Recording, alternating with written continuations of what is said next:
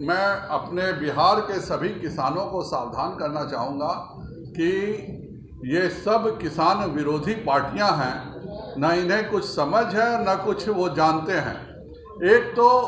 MSP जो है वह हर हालत में रहेगी, इस पर कोई विवाद नहीं है। मंडी सिस्टम हर हालत में लागू रहेगा। अगर हम बिहार की ही बात करें तो बिहार में हम व्यापार मंडल और पैक्स के माध्यम से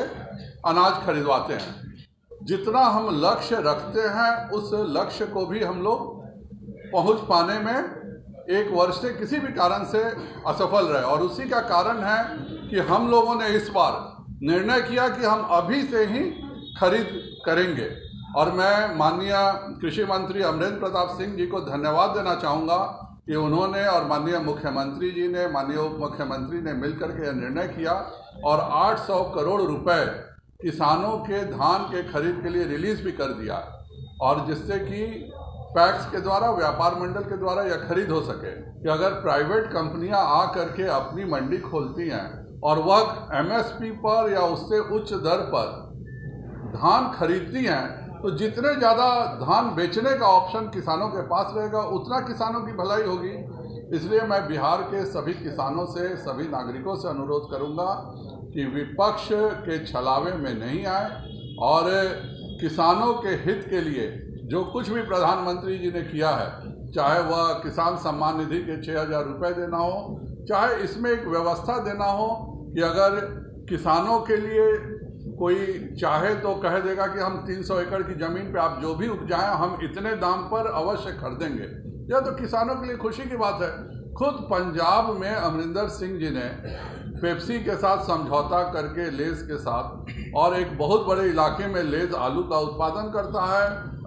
मतलब किसानों से करवाता है और वह खरीदता है। तो अगर बिहार में भी यह व्यवस्था शुरू हो जाती है कि कोई कंपनी आती है 500 एकड़ 1000 एकड़ पे कहती है कि आप इसमें उत्पादन करिए और इसका सारा सामान हम इस दाम पर खरीदेंगे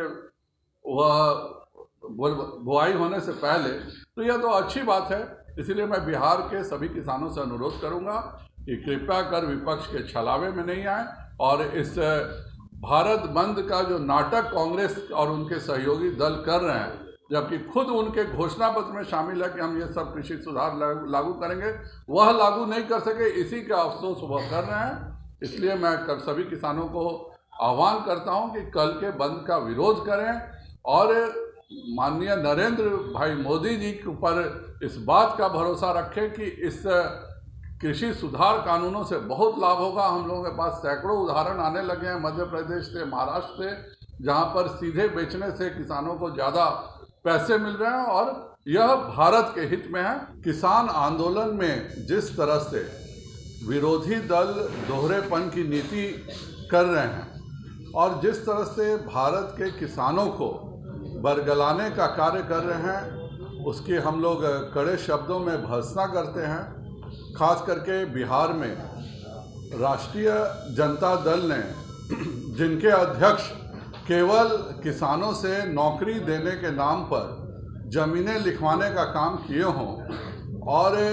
जिन्हें खुद नहीं समझ में आती होगी कि एपीएमसी एक्ट है क्या, वह भी इसमें कूद पड़े हैं। इसके साथ ही